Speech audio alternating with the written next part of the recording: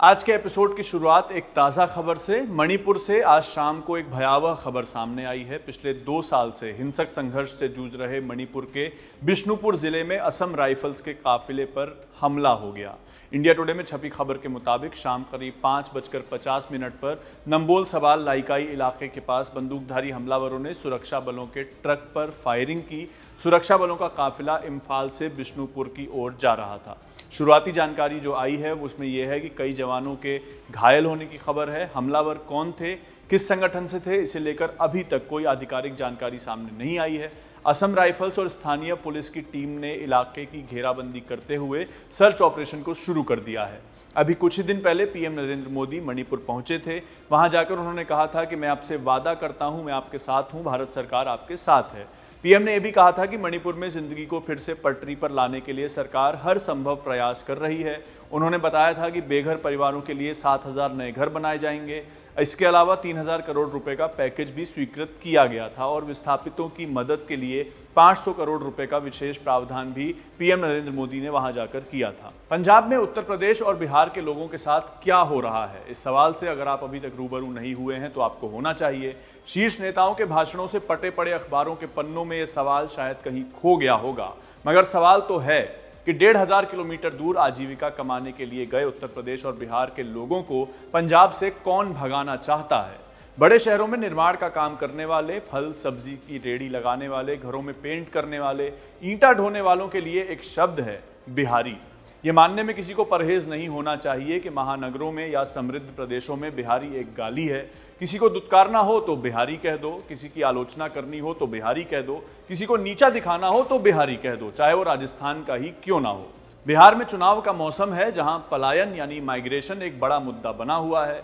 वो भी आज से नहीं, पिछले कई चुनावों से। मगर मुद्दा तो है, क्योंकि बेसिक सम्मानजनक जीवन की तलाश में अपना घर, गांव, तहसील, जिला, शहर और प्रदेश छोड़कर हजारों किलोमीटर दूर गए लोग मजबूर होते हैं और वो ये सब छोड़कर एक बड़े शहर में पहुंचते भी हैं। उस शहर को बनाने संवारने का काम भी करते हैं, मगर उनको बाहरी कहकर या बिहारी कहकर अपमानित किया जाता है। हिंदी भाषा में अपने साथ वालों को, दोस्तों को, राह चलते लोगों को संबोधित करने के लिए भी एक शब्द है भाई। कोई शख्स आपसे बड़ा हो तो उसे भैया कह दिया जाता है। उत्तर भारत में और बिहार, झारखंड जैसे प्रदेशों में भैया कहना किसी को सम्मान देना है, मगर जब यह शब्द पंजाब पहुंचा तो जैसे एक गाली बन गया, डेरोगेटरी टर्म बन गया। पंजाब में यूपी बिहार से आए प्रवासियों को, जो ज्यादातर मजदूरी ही का काम करते हैं, उन्हें भैया कहा जाता है। और वही पंजाब जो सबका दोनों हाथ फैलाकर स्वागत करता है, जिसकी धरती मिलनसार कही जाती है, वहां एक मुहिम छेड़ी गई है, भैया भगाओ पंजाब बचाओ की मुहिम। भैया यानी वही प्रवासी लोग, वो लोग जो बाहर से आए हैं, पंजाब के निवासी नहीं हैं, पंजाबी नहीं हैं। सोशल मीडिया पर लोग तमाम वीडियोस शेयर कर रहे हैं और कह रहे हैं कि उन्होंने अपनी दुकानों पर काम करने वालों को हटा दिया है। गांव के लोग प्रदर्शन कर रहे हैं। पंचायतों ने फरमान निकाल दिया है कि बाहर से आए लोगों को गांव में रहने नहीं दिया जाएगा। जो उन्हें किराए पे मकान देगा उसका भी बहिष्कार किया जाएगा।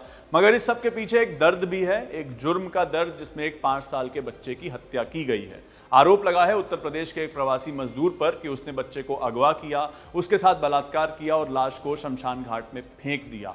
अपराध जघन्य है, जितनी भर्त्सना हो उतनी कम है, मगर एक अपराध की जिम्मेदार किसी राज्य के सारे लोग कैसे हो सकते हैं? और इसी मान्यता पर उस राज्य के लोगों ने प्रवासियों को हटाने की मुहिम छेड़ दी है, जहां के लाखों युवा कनाडा, अमेरिका, ऑस्ट्रेलिया और दुनिया के तमाम देशों में रहते हैं। आज खबरगांव समाचार के इस एपिसोड में इसी मुद्दे पर बात करेंगे कि होशियारपुर के मामले में हुआ क्या था, और बताएंगे आपको कि कौन सी पंचायतों ने यूपी बिहार वालों को भगाने का प्रस्ताव पास कर दिया है। इस पर भी बात होगी कि सीएम भगवंत मान का इस पर क्या रिएक्शन आया, और बात लोगों के उस गुट की भी करेंगे जो प्रवासी मजदूरों के समर्थन में आए हैं। प्रवासी मजदूरों के इस एक्सोडस के बारे में क्या बोले हैं वो भी आपको बताएंगे। इसके अलावा शो में बात होगी दिल्ली यूनिवर्सिटी स्टूडेंट्स यूनियन के चुनाव की, जिसका एक रिजल्ट आया है आज। एबीवीपी ने फिर से अध्यक्ष पद पर जीत हासिल कर ली है, पिछले साल नहीं कर पाई थी। 4 में से 3 सीटें जीती हैं एबीवीपी और 1 सीट एनएसयूआई के पास आई है। मगर हुआ वही है, 2 पार्टियां थी, दोनों के पास बेहिसाब रिसोर्सेज थी, उनमें से एक पार्टी जीत गई। बताएंगे आपको किसको कितने वोट मिले हैं, कौन किस सीट पर जीता है। नमस्ते, मेरा नाम सत्यम है और आप देख रहे हैं हमारा डेली बुलेटिन खबरगांव समाचार। क्या वक्फ संशोधन कानून संवैधानिक है? सवाल है जाति जनगणना, जाति कैसे पूछ ली? कौन रेडिकलाइज हो चुका है? मिट्टी में मिलाने का समय आ गया है। 9 सितंबर 2025 का दिन था। पेंट का काम करने वाले मोनू होशियारपुर के दीपनगर में रहते हैं। देर शाम को उनका 5 साल का बेटा घर के बाहर खेल रहा था। इस दौरान स्कूटर पर एक आदमी ने चॉकलेट का लालच देकर उसको अगवा कर लिया। काफी देर तक उनका बेटा घर नहीं आया, तलाश शुरू हुई। इसके बाद गली में लगे सीसीटीवी को देखा गया तो पता चला बच्चे का अपहरण हो गया है। इसके बाद पुलिस ने तलाश शुरू की। बच्चे की लाश मिली एक शमशान घाट में। पुलिस ने जांच की और एक आदमी को गिरफ्तार किया गया जो मंडी में पल्लेदारी का काम करता था, मजदूर था। यह मजदूर उत्तर प्रदेश का रहने वाला था मूलतः। जब उसे गिरफ्तार किया गया तब वो नशे में धुत था। खबरों में ये सारी चीजें बताई गई हैं। इस घटना के बाद होशियारपुर के 27 गांवों के सरपंच ने प्रवासियों के खिलाफ प्रस्ताव पारित किया है। प्रस्ताव में कहा गया है कि जो प्रवासी यानी बाहर से आए लोग गांव में रह रहे हैं उन्हें अपनी पुलिस वेरिफिकेशन करवानी होगी। यदि कोई प्रवासी ऐसा नहीं करता है तो उसे गांव छोड़कर अपने राज्य लौट जाना होगा। मोहाली जिले के कुराली रोपड़ रोड पर बनी मंडी में निहंग सिखों ने प्रवासियों की दुकानों को बंद कर दिया। मंडी में घूमकर सभी रेहड़ी और दुकानें प्रवासियों की बंद करवा दी गई। कई गांवों में यह भी कहा गया है कि किसी प्रवासी की फाइल या आधार कार्ड की वेरिफिकेशन की ही नहीं जाएगी। ये विवादित प्रस्ताव पारित होने के बाद गांव पुरहीरा के गुरुद्वारा ज़ारा ज़हूर में लोग इकट्ठा हुए और प्रवासियों के खिलाफ प्रदर्शन किया। ग्रामीणों ने कहा कि वे गांव में प्रवासियों को नहीं रहने देंगे और उन्हें कोई सरकारी सुविधाएं नहीं दी जाएंगी। यदि कोई मकान मालिक उनका समर्थन करता है तो उसके खिलाफ भी कार्रवाई होगी, ये भी गांव वालों ने कहा है। बठिंडा के गहरी ग्राम पंचायत ने भी प्रवासियों को गांव से बाहर रहने के लिए कह दिया। पंचायत ने उनके वोटर कार्ड और आधार कार्ड को नया बनवाने का भी प्रस्ताव पारित किया है। पंचायत ने यह तय किया है कि कोई भी प्रवासी गांव में रहने की अनुमति नहीं पाएगा। यदि कोई किसान किसी प्रवासी को काम पर लाता है तो उसे केवल खेतों में रखा जा सकता है, गांव में नहीं। यानी एक आदमी जिसने एक अपराध किया और जिसे गिरफ्तार भी कर लिया गया है, उसकी सजा बाहर से आए हजारों लाखों लोगों को दी जा रही है। पंजाब में लंबे समय से रोजगार की तलाश में उत्तर प्रदेश और बिहार के मजदूर जाते रहे हैं। प्रवासी मजदूर इतने समय से वहां पर हैं कि आधिकारिक तौर पर वोट भी करते हैं, वहां बस गए हैं। पूर्वांचल के लोगों की बड़ी संख्या पंजाब में रहती है। ये लोग खेतों में मजदूरी करते हैं, एमएसएमईज में काम करते हैं, फल सब्जी की रेडी लगाते हैं, घरों में पेंट करते हैं, घर बिल्डिंग बनाते हैं, बोझा ढोते हैं, दुकानों में रसोइयों का काम करते हैं, बर्तन धोते हैं और भी बहुत कुछ। माने वो सब काम करते हैं जिन्हें ट्रेडिशनली छोटा काम कह दिया जाता है, लेकिन ये बुनियादी काम होते हैं जो किसी भी शहर को चलाने बढ़ाने के लिए ज़रूरी हैं। सोशल मीडिया पर तमाम ऐसे वीडियोस वायरल हो रहे हैं जिनमें लोग ये कह रहे हैं कि मैंने अपनी दुकान पर काम करने वाले बिहारी को काम से निकाल दिया, आप भी बाहर से आए लोगों को काम मत दीजिए। नफरत भरे कमेंट सोशल मीडिया पर लिखे जा रहे हैं। सवाल ये भी है कि जहां लॉ एंड ऑर्डर है वहां पंचायतें कैसे फैसला ले सकती हैं। अब सवाल पंजाब के लोगों से है। पंजाब के 50 लाख से ज्यादा लोग विदेशों में रहते हैं, वहां तरह तरह के काम करते हैं, एनआरआईज कहलाते हैं, मजदूरी भी करते हैं, बैंक्स में भी काम करते हैं, माने अलग अलग इंडस्ट्री की ग्रोथ में मदद करते हैं। और क्राइम इंसान करता है, कोई कौम या रीजन का इंसान नहीं करता। अगर पंजाब का कोई व्यक्ति, जो कि हुआ भी है, किसी और देश में कोई क्राइम कर दे तो क्या सभी पंजाबियों को वहां से भगा दिया जाएगा? क्या उनके खिलाफ ऐसी मुहिम छेड़ दी जाएगी जैसी पंचायतें पंजाब के अंदर छेड़ रही हैं? हमें लंदन के एंटी इमिग्रेशन प्रोटेस्ट पर दुख होता है, तो पंजाब से भगाए जा रहे प्रवासियों के लिए क्यों नहीं होता? क्योंकि वो मजदूर हैं, इसलिए सवाल ये भी है और उस पर भी सोचने की जरूरत है। और जो प्रवासी मजदूर पंजाब में रह रहे हैं, क्राइम तो उनके साथ भी होते हैं, वो खबरें आप स्क्रीन पर देख सकते हैं। अगर उस क्राइम का हवाला देकर 18 लाख प्रवासी मजदूर प्रदर्शन करने लगे तो कहने का मतलब यही है कि एक इंसान का अपराध उसका अपराध होता है, उसकी जात, उसके धर्म, उसके शहर, उसके राज्य का अपराध नहीं होता। इस बीच industry and power minister Sanjeev Arora ने प्रवासियों को अपना समर्थन दिया है। कहा है कि एक घटना की वजह से सभी प्रवासियों को निशाना बनाना ठीक नहीं है। पूरे देश में प्रवासियों के खिलाफ भेदभाव नहीं होना चाहिए। पंजाब के मुख्यमंत्री भगवंत मान हैं, उन्होंने कहा है कि आबादी बढ़ रही है, रोजगार के साधन घट रहे हैं, पूरी दुनिया में यही स्थिति है।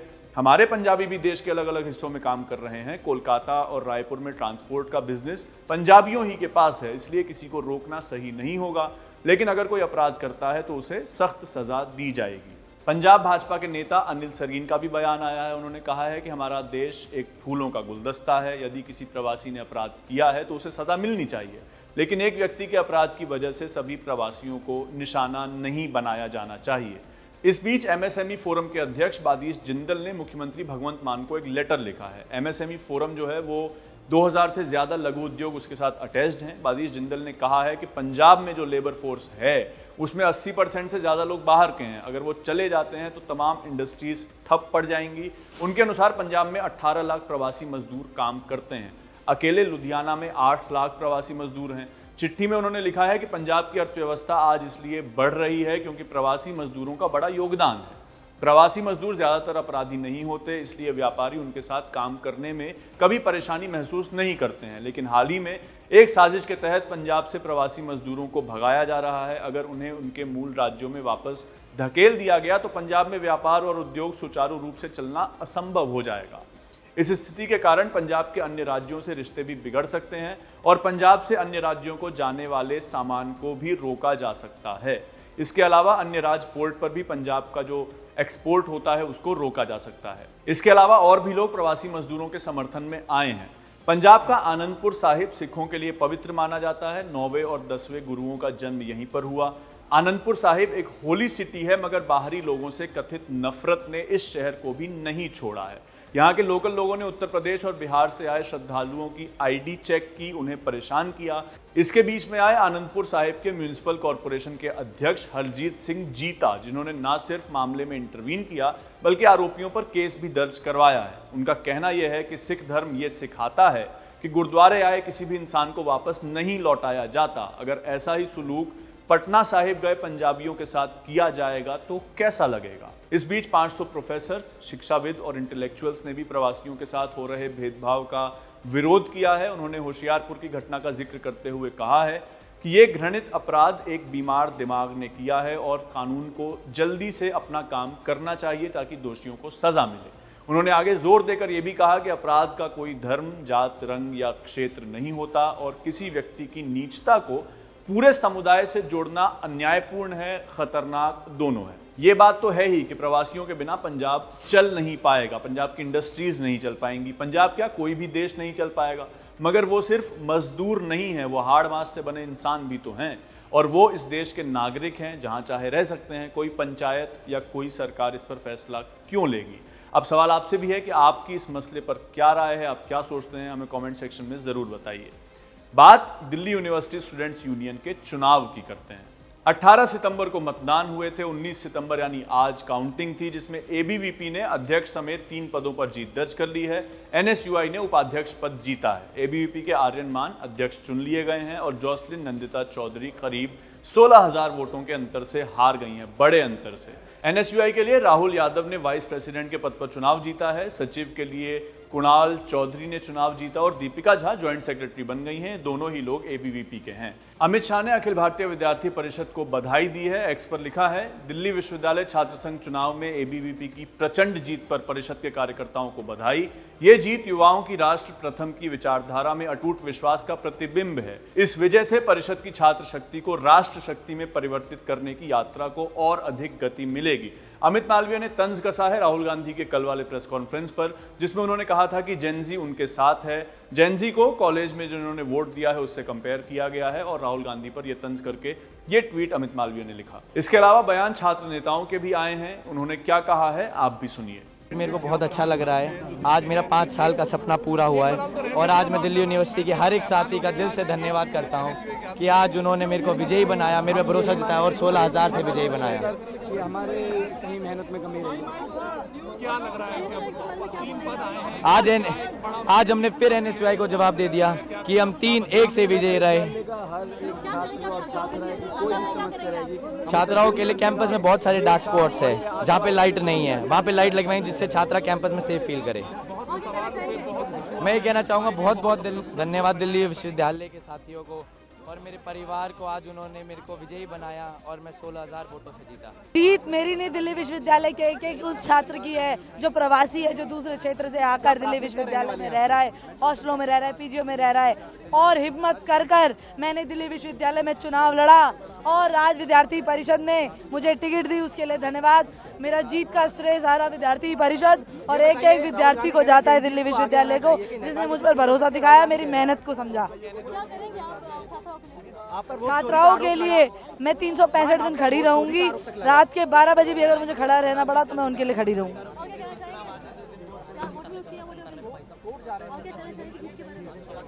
ये जीत है और ये जीत हाँ कांटे की टक्कर ज़रूर रही, लेकिन मैं बहुत खुश हूँ कि यहाँ तक मैं पहुँची और दिल्ली विश्वविद्यालय ने मुझ पर भरोसा जताया।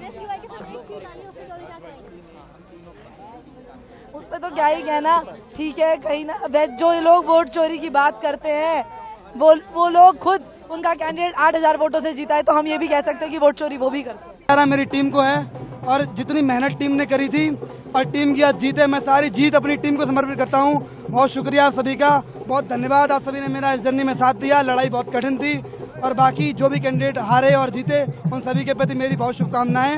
जीवन यही खत्म नहीं होता। बहुत धन्यवाद साथियों, बहुत शुक्रिया। एनएसयूआई पिछले साल 7 साल बाद अध्यक्ष की सीट हासिल कर पाई थी, मगर इस बार वो नहीं हुआ। सोशल मीडिया पर चर्चा है कि एनएसयूआई ने वोट सही नहीं बांटे। उमांशी लांबा को टिकट मिलने की बात थी, मगर जॉसलिन को मिला। उमांशी लांबा बागी हो गई, इसका असर भी पड़ा है, ऐसा लोग कह रहे हैं।